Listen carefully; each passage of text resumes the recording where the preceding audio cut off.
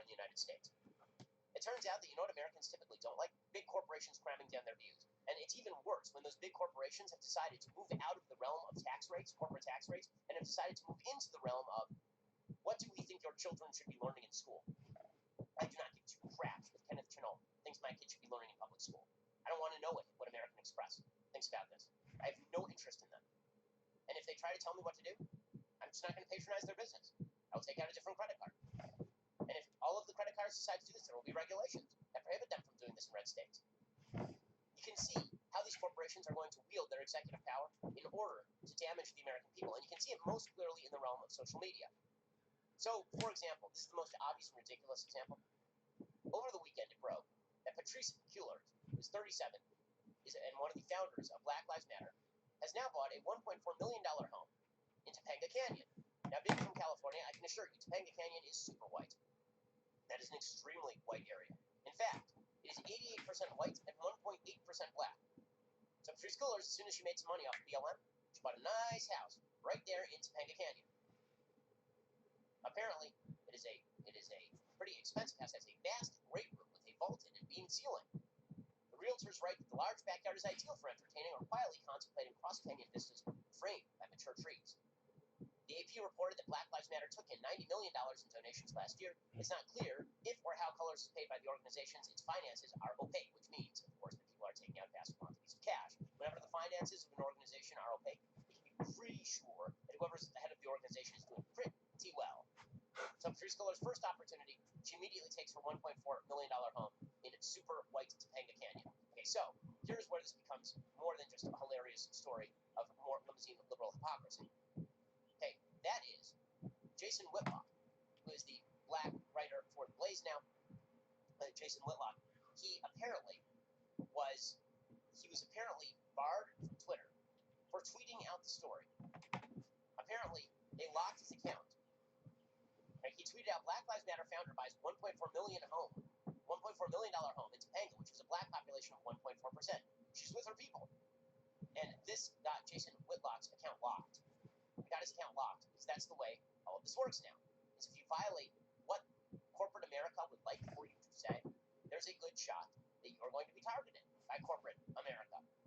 You can see this happening also, by the way, in terms of COVID. Because the entire left now has an interest in pushing COVID panic porn, which we'll get to in just 1 second. But YouTube, as we mentioned last week, pulled a COVID roundtable with Florida Governor Ron DeSantis. So Ron DeSantis and Scott Ellis, Jay Bhattacharya from Stanford, and a couple other scientists on a panel. And on that panel, members of the panel said that small children should not be wearing masks as a waste of time. Okay, that is at least a debatable opinion. That is certainly not well established that 5-year-olds need to be wearing masks. They are not good at wearing masks. There's a good case that they do not transmit the disease in anything like the numbers that adults transmit the disease. That when they do transmit the disease, it tends to be a weaker strain of the disease, apparently, because they're sort of the disease count is just not as high. The germ count is not as high. Okay, so that is a very reasonable and debatable opinion. YouTube pulled the entire video because this, of course, contradicted the nature of the stuff that YouTube wants to put out there about COVID. All of which prompted Jay Bhattacharya, an epidemiologist from Stanford, mind you, to say, this is crazy. I'd love to have a debate with somebody at YouTube, because apparently some low-level dope at YouTube believes they know more about epidemiology than Bhattacharya does. I mean, it's really crazy. It's one of these things where you look at it and you say, how can you have an open discussion about a policy that affects every single person's life when you can't actually even make a point based on scientific evidence? It's really they want to make you think that the only way forward is these lockdowns, but you can see that they've failed. Let's have that debate. Bhattacharya is right about this, but again, it's corporate America's power that is allowing them, particularly in the social media sphere, where they are in the free speech sphere, to just shut down alternative methods of debate. And this becomes particularly relevant when you see neutral service providers like Amazon Web Services shutting down Parler at the beginning of the year, simply because they said, based on a lie, that Parler was the chief organizing mechanism used in order to organize the January 6th riots. Hey, the chief organizing mechanisms, by all available evidence, were Facebook and Twitter. It was discussed apparently on Parler, but apparently more of the discussion was happening on Facebook and Twitter. You didn't see those guys getting pulled down by Amazon Web Services. But again, contravene what corporate America wants you to know about particular issues, or what corporate America wants you to think about particular issues, and they will use every means at their disposal in order to come after you. This is deeply dangerous stuff. And they are, in fact, promoting lie after lie about America, America being systemically racist, the new Jim Crow in Georgia, and COVID's still on the loose. We're going to talk about the COVID panic porn in just 1 second because it's beyond the pale at this point. First, let us talk about the fact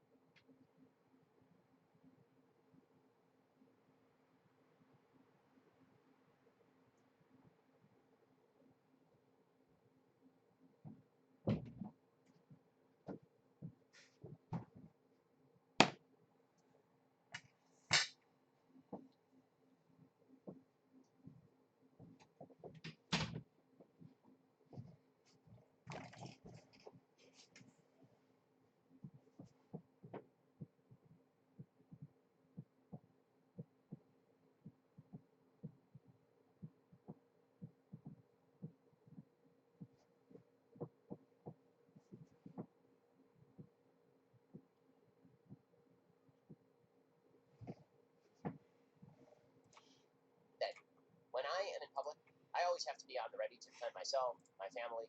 You do too. I mean, you always want to be ready to defend yourself and defend your family. And that is why I highly recommend go to taser.com. Alrighty, we'll get you a reasonable conversation among scientists about whether or not small children need to wear masks, or whether they ever need to wear masks. They'll pull that down over at YouTube. But you can say the most insane crap about vaccines and their ineffectiveness, and that apparently is fine so long as you're on the left. So, for example, Joy Reid over the weekend tweeted out that she was with Jonathan Capehart. She said, "I too am one vax down, but even when I get the second shot, I'm too scared to be out there wildin'. No flying and no indoor activities for me. Nope. Hashtag the Sunday Show." Okay, this is vaccine denialism right here. Now, talk about denialism. This is denialism. The vaccines are extraordinary. They're one of the great scientific accomplishments of the last several centuries. To have a vaccine inside of a year that is 99% effective at preventing serious disease and death, it's a miracle. The notion that you're still not going to be flying, by the way, the evidence that this was transmitted on flights is non-existent. There is no evidence at all, literally none, since the beginning of the pandemic, that airline flights were a chief source of transmission for the virus. There are great HEPA filters on the plane. There's really not a lot. When I say not a lot, I'm not aware of a single study that says that airplanes were a chief vector of transmission throughout this pandemic. And not that you can catch it on an airplane, but that they were a chief transmission vector or a key transmission. No. Okay, there's no evidence of that as far as I'm aware whatsoever. Not only that, once you get the vaccine, what in the world are you talking about? The vaccine is super duper effective, like incredibly effective. But apparently, that sort of denialism is not only okay, it is welcomed on the left. That after you've had the vaccine, you still won't go out, you still won't engage in society, which of course necessitates government step in and take care of it. If everybody followed Joy Reid's advice, we'd all be stuck in our homes forever, and the government would just keep signing us checks based on cash that does not exist. So that is simple vaccine denialism, and it's being taken up by the horrible media coverage. Our media are so garbage at this. I mean, unbelievably garbage at their coverage.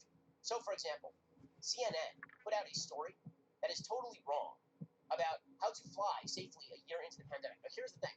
You could fly safely throughout the pandemic. You could. If you wore a mask and you were on a plane, you were pretty much okay. Again, I'm not aware of any surge of documented cases that began on an airplane. You can say that people traveled with COVID, and on the other end of the airplane, they spread it when they got into an apartment building or something. But that's not the same thing as saying the airplanes were the chief vector of transmission. Okay, put that aside. Here's what CNN says, and this is just statistically illiterate. They said, real-world studies of the Pfizer, BioNTech, and Moderna vaccines show they are only 90% protective against COVID, not 95% as reported in clinical trials. Translated into reality, that means for every million fully vaccinated people who fly, some 100,000 could still become infected.